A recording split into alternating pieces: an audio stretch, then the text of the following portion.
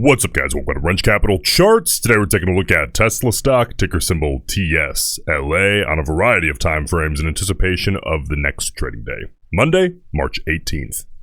Alright guys, Tesla stock here on Friday up $1.07 per share. That's plus 0.66%. Not a tremendously volatile day heading into the weekend. It is up about another 43 cents as of right now in the after hours. That's likely to be a little bit different by the time you're watching this video. But hey, wherever Tesla's at in the after hours by the time you get around to watching this, take it with a grain of salt. Volume incredibly low in the after hours, and the stocks get bullied, they get dumped off, they get pumped really easily in the after hours on low volume. Unless, of course, the one exception to that, I would say rule, the one exception to that is if there's a business-specific catalyst that is driving volume in the after hours that meets or exceeds intraday. So let's get started here with our daily ritual, the volume profile analysis on the 5-minute chart. By the way, listen, if you haven't done so already, my goal is to hit 5,000 subscribers by market open Monday. So if you haven't done so, please subscribe to the channel. I greatly appreciate it. It helps out tremendously. So thanks for jumping aboard. Let's take a look here. What I'm looking for, 3 things, right? As always, I want obvious changes in volume, right? I want those to correlate with obvious moves in stock price. But number 3, and this is one that's so commonly overlooked, it has to absolutely be out of context compared to what is expected at that time of day on any normal day. Okay, has to have those 3 things. Non-negotiable, really. Why are we doing this even to begin with, though? I'm trying to pull out any bias that's hidden down in the volume profile that we don't get simply by looking at the change in stock price. Okay, so the moves that I'm looking at in particular, this pop and fade off the open, the recovery off that pop and fade, this intraday fade that we saw, the recovery off that intraday fade that we saw, and really that's kind of about it. Okay, a little bit to look here on Tesla today, or more so this weekend heading into Monday. So let's take a peek, and we'll look at this from left to right. All right, this opening bar, it was a green bar, but understand that, you know, if we compare that to the other day, to Thursday, it was a little bit higher, but we expect that opening bar to be higher volume. It's oftentimes the highest volume bar of the day. We'll get to this candle at the end of the analysis, the volume profile analysis. But that opening bar, that is well within context. We expect to see that, and it's not, you know, it's not 12 million, it's just under 6 million, which is within range for an opening bar on Tesla. Okay. Now, the dump off and then sort of recovery out of the hole there that we got shortly after the open. We see here that selling volume highly contextual and the buying volume also highly contextual. It's very common to see kind of like a U-shaped fade off in volume off the open. What's actually really interesting is once that fade kind of began, we actually saw lower volume than what might be contextual for that time of day, at least in the second and third candle off the open. Really the second, third, and fourth, you typically see a really quick fade off in volume. We didn't even get that. So listen, bears, I mean, wish I had better news there off the open, but it's truthfully, there's really nothing there if we want to remain unbiased. Bulls, same deal. Very contextual for that time of day. Okay, so really nothing we can pull out of those first couple of moves off the open. Now this intraday fade during the lunch hour and recovery, there is nothing. There's nothing there at all.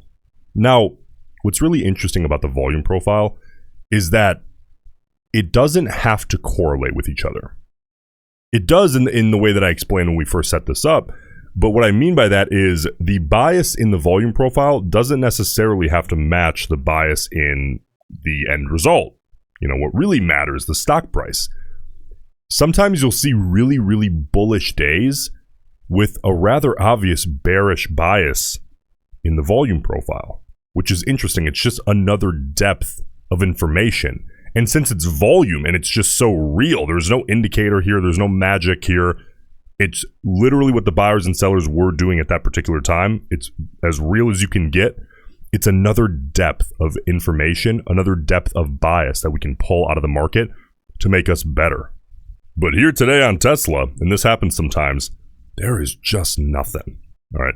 Now, this big green bar, you're looking at that and you're like, that's not nothing. That's over 8 million shares.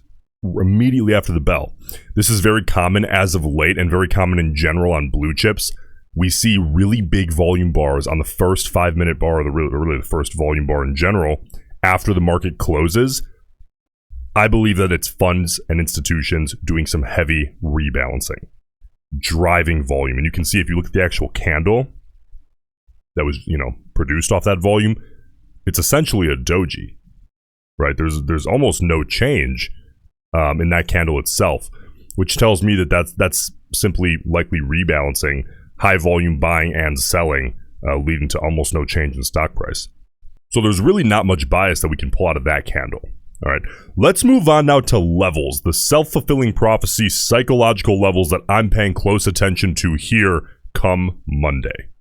Now, as we've been covering Tesla as of late, you guys know that we've seen a struggle to reclaim the 50 period, let alone the 200 period here on the 30-minute chart. By the way, very, very common indicators. The only reason I care about them at all is because there was a ton of eyeballs looking at the exact same chart that you and I are looking at right now. But guess what we were able to do today? We struggled for the majority of the day to reclaim that 50 period, didn't we? But just, barely closed right above that level here on the 30-minute, closing right above that 50 period. Now, you guys know. As that 50 period fades beneath and it makes it more clear that we're above it in the after hours, we closed basically testing that level. When I want to see a break and hold, even on something a little bit shorter, like the 30-minute chart, right, a little bit less macro, a little bit more zoomed in, compared to like the 4-hour and the daily, I want to see time spent above a level. I want to see a bigger sample size of volume agreeing above or below a certain level. And we're just testing that level into the close. I am uncomfortable calling that a reclaim quite yet. So bulls, come Monday here, looking at the 30-minute chart in particular, any retest of that 50 period moving average, that white line, I don't mind what we're already sitting currently above it in terms of stock price compared to where it is technically. Any volume on the retest, if we see one at all, I don't mind. I just want to see from a bullish perspective a hard high volume bounce away from that level, very definitive, very decisive out of the market. Now bears, you guys come Monday. You have it a little bit tougher because we're currently sitting above. So bears, you're looking for a high volume downside break through the 50 period, low volume retest, okay? Because I like to see retest because that's confirmation. And then high volume rejection. Basically what that tells us is, yep, we're going lower, we're unsure about the retest, and then boom, high volume, we're sure. We're reclaiming that 50 period in the short term at least on the 30-minute chart as a resistance level. For bears, that's kind of your best case scenario here on the 30-minute in particular, come Monday.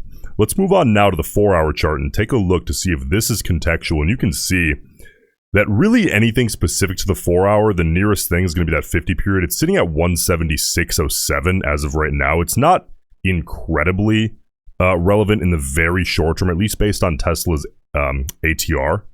But I'm still watching it just for little changes. Bears, notice how that 50 period's curling down at a more aggressive rate each and every day as of late. You guys would like to see that continue. You want that psychological barrier getting as low as possible, as quickly as possible, right? So bulls, you guys kind of want the exact opposite. Ideally, a flattening out of that 50 period as soon as possible before it heads lower, before it reclaims 170, ideally. That would be a great thing to see. But bears, that 50 period getting below, 170, 250, 170, let alone 175. It's already near there, though. Bears, that would be a great thing for you guys to see on the 4-hour. But really, that's all I can pull out of this. There's nothing else that's incredibly contextual that is best shown on the 4-hour. So let's move to the daily. This is the most important. Do not skip looking at the daily chart because this is by far the most contextual, has the most eyeballs, the most psychological chart on Tesla around the entire world. Now you can see these moving averages are not relevant right now, so I'm not even paying attention to them. But we have given up a couple of levels as of late on Tesla. First, it was that 177.50 to 180 range that was so relevant. We have given that up downside, okay, at least for the time being. That 166, 50 to 167 range. Again, remember, it's always a range. It's never an exact penny. I mean, this is $160 some stock. An exact penny is a ridiculous ask.